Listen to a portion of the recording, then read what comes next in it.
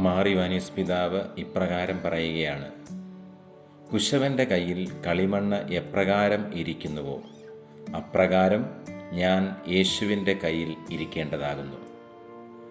പാത്രം നിർമ്മിക്കുന്ന വ്യക്തി തനിക്ക് ഇഷ്ടമുള്ള രൂപത്തിലും ഭാവത്തിലും മാത്രമാണ് പാത്രമുണ്ടാക്കുന്നത്.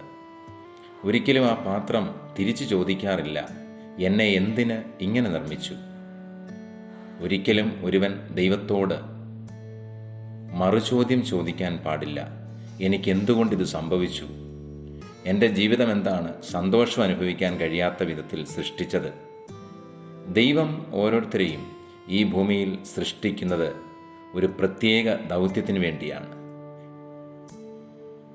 എന്താണ് എൻ്റെ ദൗത്യം എന്നുള്ളത് ഓരോരുത്തരും തിരിച്ചറിയുക. അങ്ങനെ തിരിച്ചറിയുന്ന വ്യക്തികൾക്ക് മാത്രം ജീവിതത്തിൽ സന്തോഷത്തോടെ മുന്നോട്ട് പോകാൻ കഴിയുകയുള്ളൂ. ആയതിനാൽ ഒരു സന്യാസിയെ സംബന്ധിച്ചിടത്തോളം കുശവൻ്റെ കയ്യിലെ കളിമണ്ണ് പോലെയാണ്.